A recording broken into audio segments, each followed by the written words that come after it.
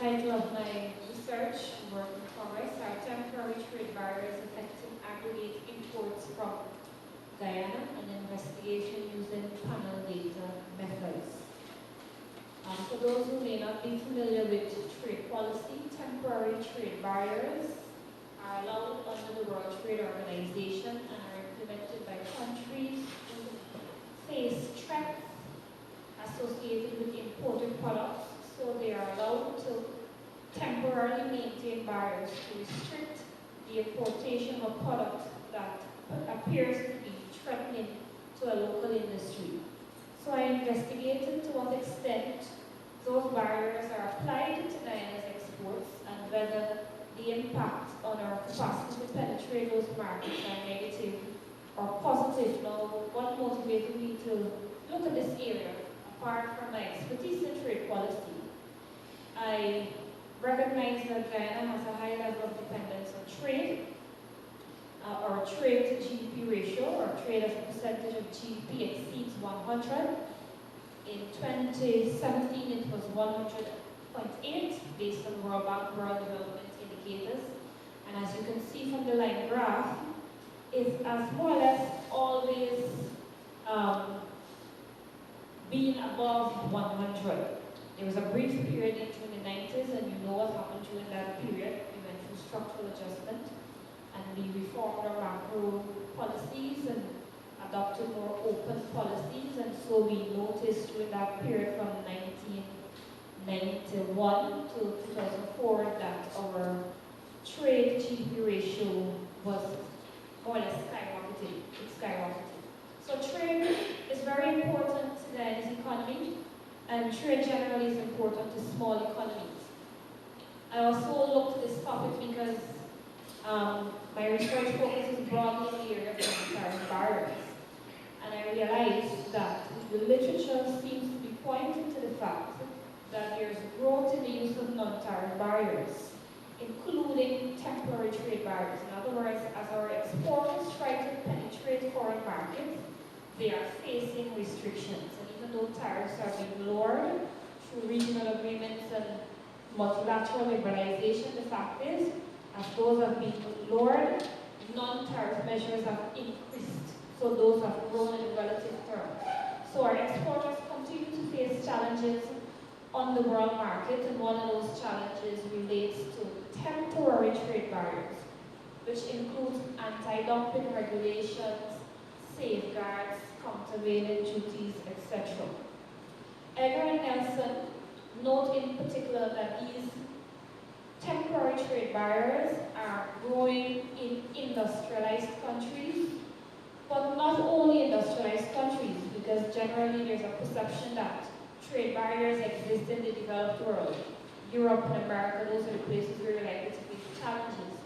But the reality is that developing countries are also implementing these barriers. So we may want to think that exporting to Trinidad and Barbados and Jamaica would be a safer option because our economies are similar. We wouldn't face as many barriers, but the reality is they too are implementing barriers. In fact, based on a research I recently concluded, Guyanese exporters face more discrimination exported to CARICOM markets than outside of CARICOM. And so I used some panel techniques to more or less assess what has been the impact. My panel model was based on this structural gravity model. And the structural gravity model is based on assumptions of product differentiation by place of origin, of the economists what we call the Armington assumption, as well as constant elasticity of substitution expenditure systems. And from that theory, we have an empirical concept called multilateral resistance factors, where when we try to assess the impact, what costs we face exporting to Barbados, the model is so designed that we're also considering relative barriers to other markets other than Barbados. And this comes from Anderson and Van Witkoop. So this is what the structural model looks like, but all of that, so I know we have some economics students here.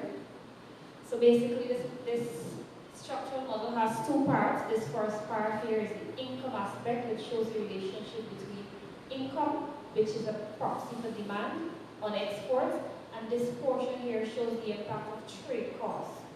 The two variables at the bottom are the multilateral resistance factors, or the factors that cause trade to be more costly. It could be distance, it could be your commonality of our cultures, our language, etc. So all of that boils down to this functional form of the model, where GDP of Guyana and GDP of trading partners now reflect the income aspect of that structural model. And the other factors impacting trade or cost factors are distance, language, whether we have colonial ties, whether we're in a common regional arrangement, and our stock and the existing stock of temporary trade barriers. This is a fixed effects model, so you'll notice that there is no, what do we call it?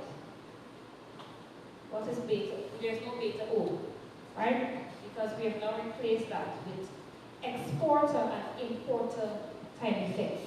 So in this model, there are 15 countries that are captured. Canada, USA, European Union, Jamaica, China, India, Mexico, Japan, Brazil, Australia, Turkey, Colombia, Ecuador, New Zealand, Peru. And basically these countries were selected based on data availability. The model covers 19 years from 1995 to 2013. The data was obtained from the World Bank database, World Bank Temporary Trade Barriers database that was built by Chad P. Baum. And you will notice that my model stops at 2013. Again, that was dictated by the data. The database was only built to cover up to 2013. So again, these are the variables. Most of the data came from established databases. CEPI, a popular database, maintains a lot of data and gravity models, and the World Bank, of course, and the United Nations Commodity Trade Statistics database.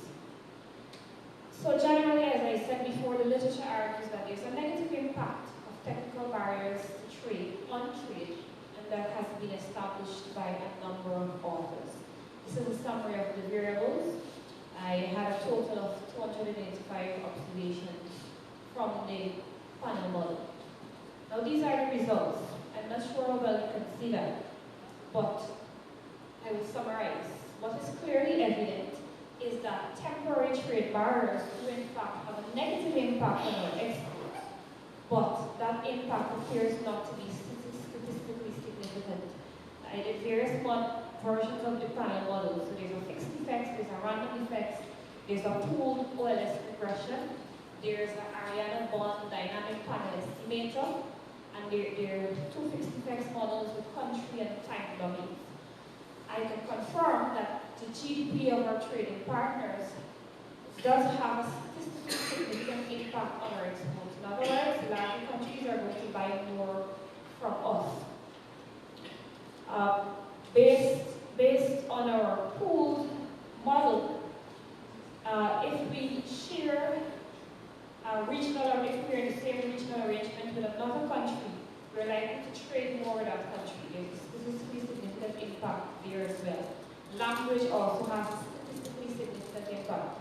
In other words, if we share a common language with another country, we're more likely to trade more with that country, which is clearly evident when we look at our trade partners, because we're very close to Brazil, and we don't really trade as much as we would have expected with Brazil, right? Which shows that our language disparity affects our business relations. Right.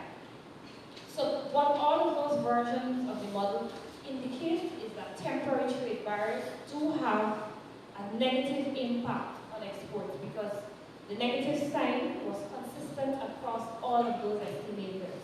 However, the impact is marginal, 0.05 to 0.1 across all models.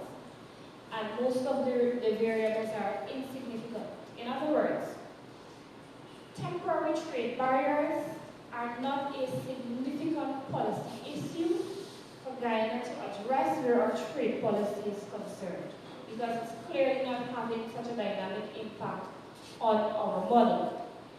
Therefore, what that tells me is that that our concern should reside in other forms of barriers, maybe technical measures, sanitary and phytosanitary regulations, technical barriers to trade, customs and administrative procedures.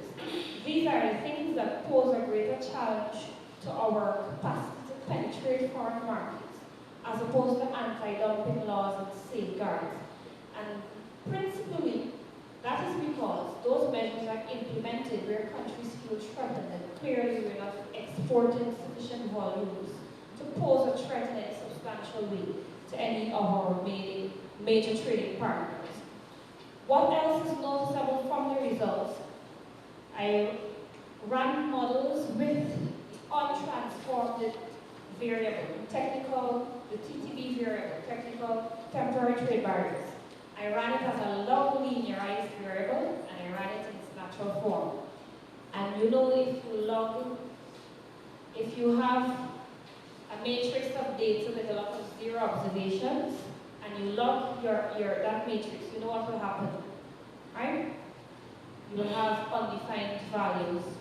So when I did that, I lost a lot of data, which clearly affected the outcome of that variable, that coefficient, because when I didn't log it, I got a significant result. So my view is that the estimation was sensitive to missing data, and the fact that I had a lot of zero data in my matrix, and so lost those observations when I log linearized. It means that estimation would yield better results if I use a technique that can work with zero observations. For instance, the Heckman sample selection model, or the pseudo-Poisson maximum likelihood method, or the zero inflated Poisson model. These are all techniques that work better with zero observations, as opposed to pooled OLS or the fixed effects or random effects estimators. Thank you.